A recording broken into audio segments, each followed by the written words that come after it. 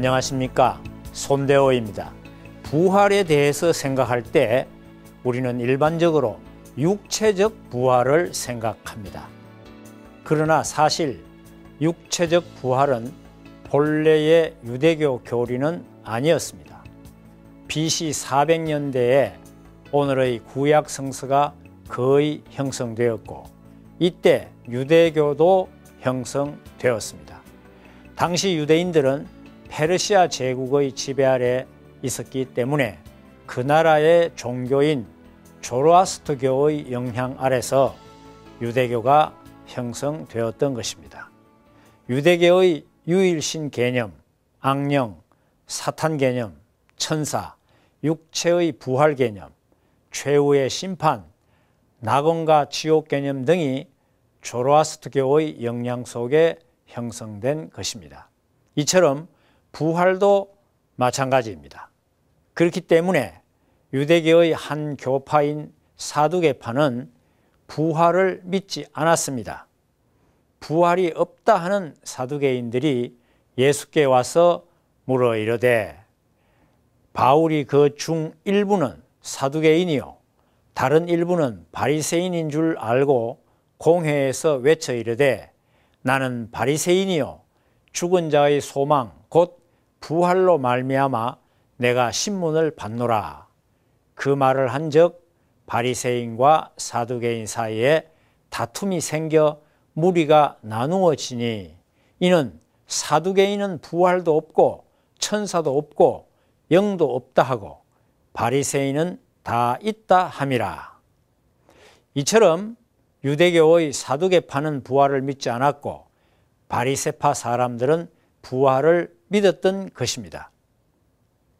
그런데 만약 성서에 나타난 문자 그대로의 부활을 받아들인다면 예수님이 재림하실 때에는 이미 흙 속에 파묻혀 사라져 버린 모든 성도들의 육신이 다시 원상 그대로의 모습으로 살아나올 것으로 보아야 합니다.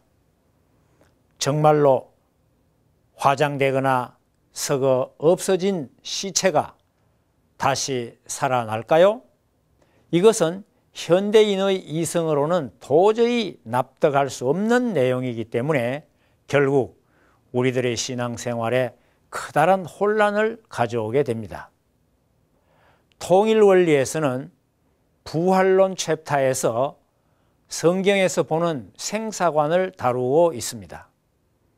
이 시간에는 성경에서 보는 삶과 죽음에 대한 의미를 통해 부활에 대해 알아보도록 하겠습니다. 부활이란 다시 산다는 뜻입니다.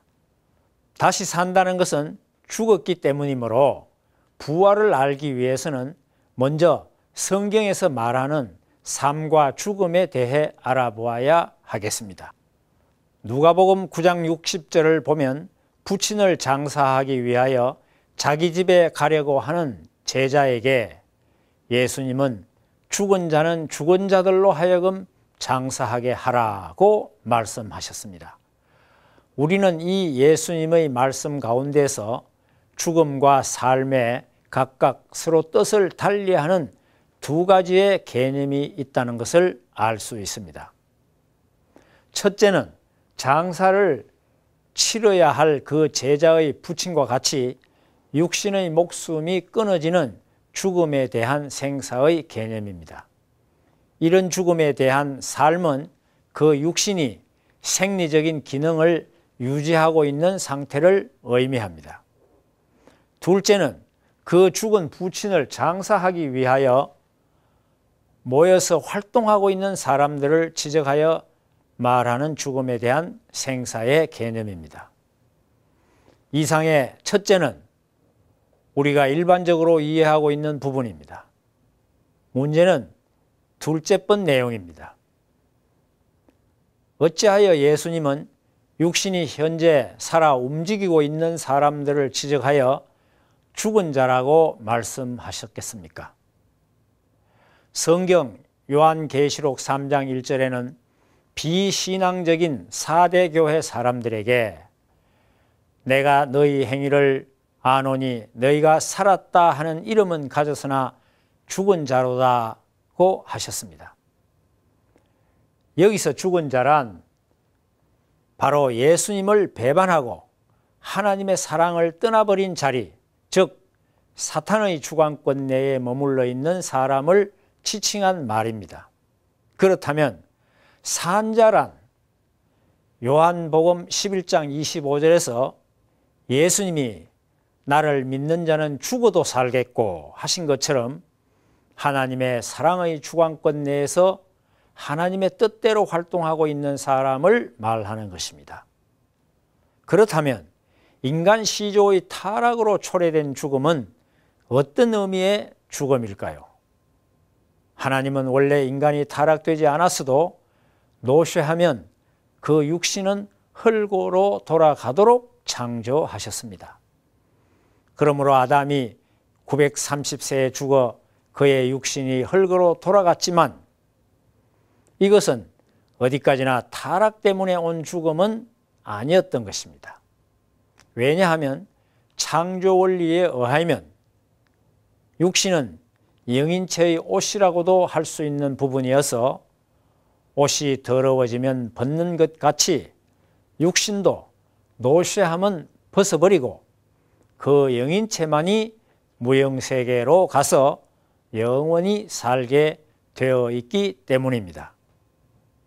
두 가지의 죽음 중에서 육신의 목숨이 끊어지는 것을 의미하는 죽음이 타락으로 인한 죽음이 아니라면 사탄 주관권 내에 떨어지는 것을 의미하는 죽음이 곧 타락으로 인한 죽음이라는 결론에 이르지 않을 수 없는 것입니다.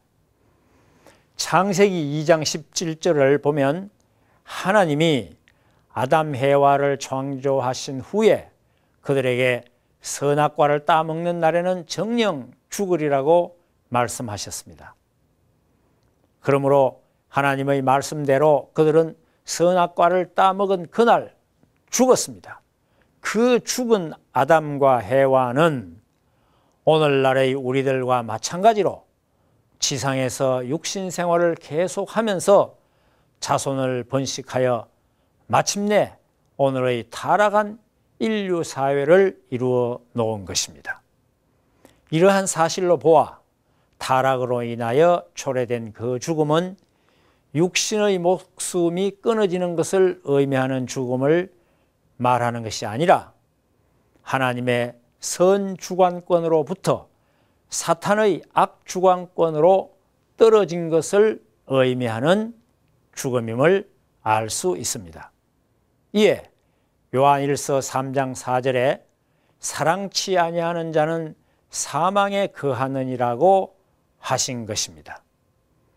하나님의 사랑 가운데서 이웃을 사랑할 줄 모르는 사람은 아무리 지상에서 생활을 하고 있다 하더라도 그는 어디까지나 죽은 사람이라는 뜻입니다.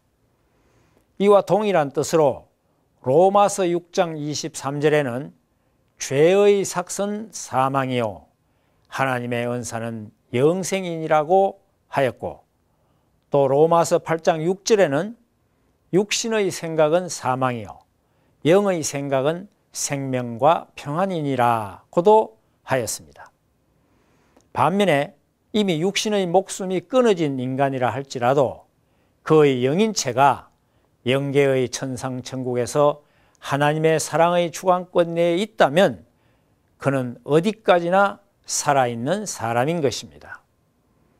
예수님께서 나를 믿는 자는 죽어도 살겠고 라고 하신 것은 예수님을 믿고서 하나님의 주관권 내에서 사는 사람은 목숨이 끊어지고 그 육신이 흙으로 돌아간다 하더라도 그 영인체는 여전히 하나님의 주관권 내에 있는 것이기 때문에 그는 살아있는 사람이라는 말씀입니다.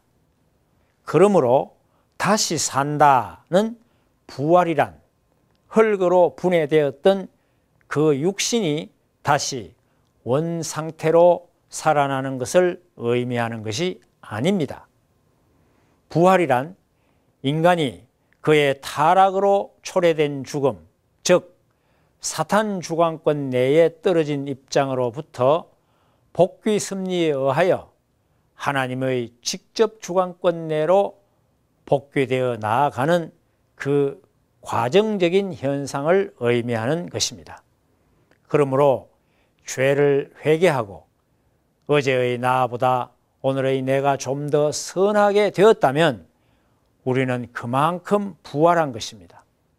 요한복음 5장 24절에 내가 진실로 진실로 이르노니 내 말을 듣고 또 나를 보내신 이를 믿는 자는 영생을 얻었고 심판에 이르지 아니하나니 사망에서 생명으로 옮겼느니라고 하신 말씀은 바로 예수님을 믿음으로 말미암아 사탄의 품속을 떠나 하나님의 사랑의 품 안으로 돌아가는 것이 곧 부활이라는 것을 의미하는 말씀입니다.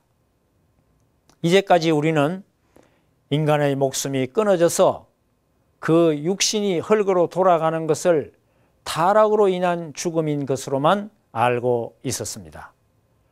따라서 이러한 죽음으로부터 다시 살아나는 것을 성서가 의미하는 부활이라고 해석하여 왔기 때문에 이미 타계한 성도들의 부활은 곧 흙으로 분해되었던 그의 육신이 다시 원상태로 살아나는 것으로 믿고 있었던 것입니다.